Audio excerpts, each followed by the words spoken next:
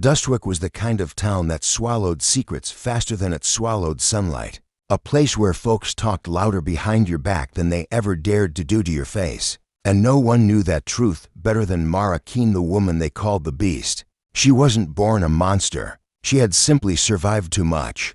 And survival had carved sharp edges into her that small-minded people didn't know how to handle. The scar across her jawline, the one that made children hide behind their mothers and made grown men talk like cowards, came from a barn fire she saved 3 people in. But the town preferred the legend over the truth. They said she snapped. They said she attacked someone. They said she was dangerous, unhinged, cursed. Every rumor was a stone, and Dustwick threw them one by one until she learned to stop flinching. She lived outside town in a shack that wasn't much more than 4 walls, stitched together by stubbornness, hunting her meals, repairing her tools, and speaking only when spoken to, which was rare, considering most people ran the moment they caught her silhouette at the market. Still, she went on, quiet as moonlight, doing the odd jobs folks were too scared or too proud to do, clearing out coyote dens, repairing fences after storms, retrieving lost cattle from ravines.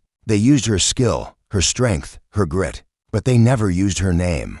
To Dustwick, she wasn't Mara. She was the Beast, and she bore it like a stone around her neck. But everything changed on the Thursday the outlaw gang rode into town, the Morrison Devils, infamous for burning settlements to ash just for the pleasure of watching flames dance. Dustwick curled inward like a kicked dog as they thundered down the main road, guns out, laughter echoing like wolves circling prey. They demanded horses, supplies, and whatever pretty little thing the town could offer up for their entertainment. Folks pointed fingers everywhere, but toward their own daughters until the youngest outlaw, a brute with a grin carved wrong, spotted Mara passing near the well with a bucket of water. "What's that?" he sneered. A beast in a dress? The town froze because it knew what would come next: mockery, cruelty, violence. Mara didn't react. She simply kept walking, that same unbroken, steady rhythm she'd perfected over years of enduring Dustwick's hate.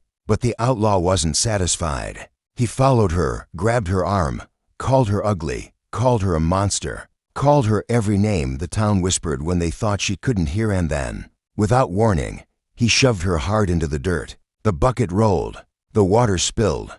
The town watched. No one moved to help her, not even the ones who had hired her to protect their livestock or repair their homes. Mara rose slowly, dust clinging to her skin, and her eyes burned not with fear, but with a warning. "Walk away," she said softly, and any sane man would have. But outlaws didn't believe a woman like her could be dangerous. He reached for his gun. She reached for his wrist, and the next second, he was on the ground howling, arm twisted at an angle no arm should ever twist. The gang erupted in fury. The townsfolk shrieked, and Mara braced herself for the fight of her life.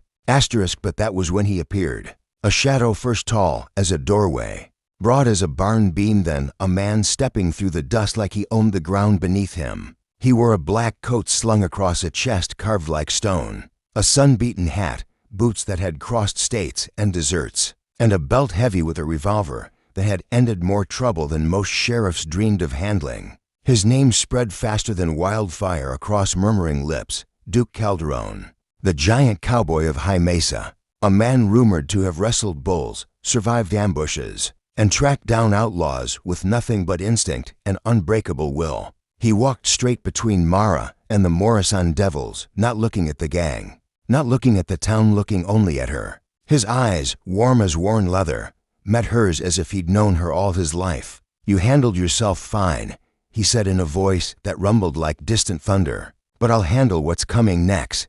And then he turned, cracking his neck as though preparing for a chore, and faced the entire outlaw gang alone. The Morrison Devils laughed right before Duke knocked their leader unconscious with a single punch. That sounded like God slamming a door. The fight was brutal, fast, and unforgettable. Duke didn't just win. He dismantled them, tossed them aside like they weighed nothing, and when the dust settled, Dustwick stood silent, staring at the man who had saved them. A man who now stood next to the woman they had spent years calling a monster. When Duke finally spoke, he didn't address the outlaws, who were groaning on the ground. He didn't address the sheriff, who appeared only after danger was gone.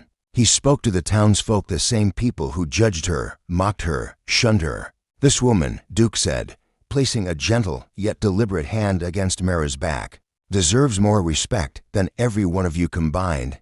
Gasps rippled through the crowd. His voice grew rougher, clearer, impossible to ignore. She's twice as brave as any man here, and I don't give a damn what name you've been calling her, because from here on. He paused, turning to Mara as if asking permission, and when she didn't pull away, he finished with a voice that shook the street. From here on, she's my woman, the only label she needs. Dustwick didn't know it yet, but the moment Duke said those words, the world they built on gossip, lies, and fear began to crack in Mara Keene. The beast they tried to bury was about to rise higher than any of them expected. The sun rose differently the next morning, as if even the sky had heard Duke Calderon's declaration and wanted to see what Dustwick would do with it. The townspeople, who once avoided Mara like she carried plague in her shadow, now peeked through windows and storefronts whenever she passed, whispering with wide, confused eyes. Some were frightened of Duke himself, some curious about how a giant cowboy could choose her, but most were scrambling to rewrite their own stories, suddenly remembering times when Mara helped them, saved them, or asked for nothing in return. The hypocrisy rolled off them like smoke, and Mara felt every fake smile like a thorn brushing her skin. Duke walked beside her down the main street, not caring who watched, radiating a calm, protective certainty that Mara wasn't used to. She wasn't his woman, not truly, not yet. A man couldn't claim someone like a piece of land. But somehow, when Duke said it, when he defended her name with such absolute conviction, it hadn't felt like ownership. It felt like a shield, a promise, a warning to a world that had taken pleasure in wounding her. She wasn't ready to trust it, but she couldn't deny one thing. With Duke next to her, she no longer felt alone. Later that day, while Dustwick patched up its dignity, Duke helped Mara fix her fence, the fence half the town's cattle had broken over the past year, when people accidentally let them roam through her land. He worked without complaint, shirt off in the afternoon heat, muscles shifting like sculpted truth beneath bronzed skin. Mara tried not to look, failed, tried again, failed harder. Duke caught her staring exactly once, and smiled, slow and devastating. "You're allowed to look," he teased, voice roughened by the sun. "I'd be disappointed if you didn't." She rolled her eyes, but her heartbeat betrayed her, quick, uneven, unfamiliar. She wasn't used to anyone looking at her with anything but fear or judgment. Duke looked at her like she was all spine and fire and strength, like she wasn't a beast, she was a force.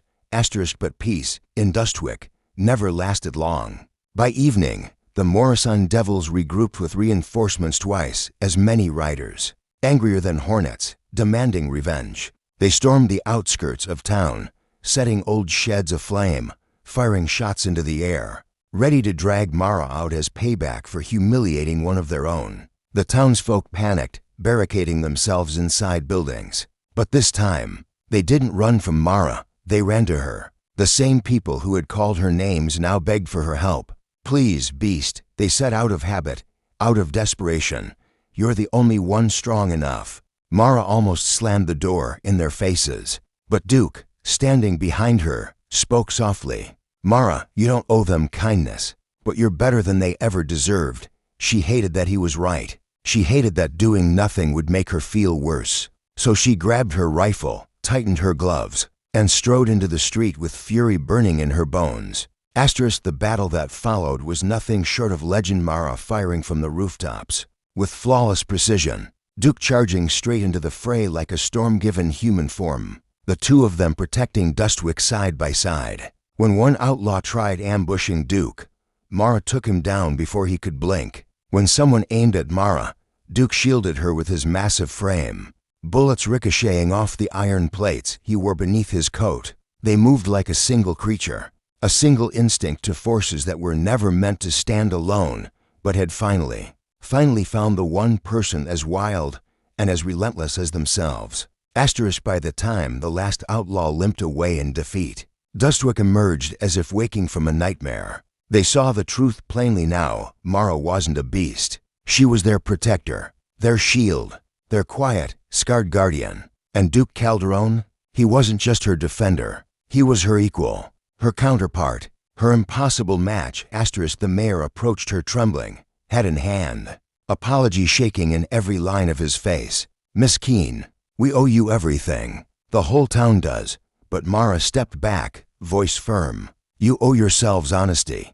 Don't ask forgiveness for something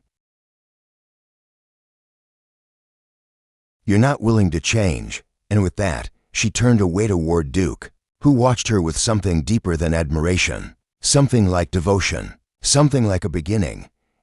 Night fell soft and warm, and when they finally reached her small cabin, Duke took her hand, not rough, not claiming, but gentle. "Mara," he murmured, "I called you my woman to protect you, but I'll take it back if you want me to." She stared at his hand, at her own scarred knuckles wrapped in his warmth, and shook her head just once. "I don't want you to take it back." Duke's breath caught, and the moonlight held them in silver silence.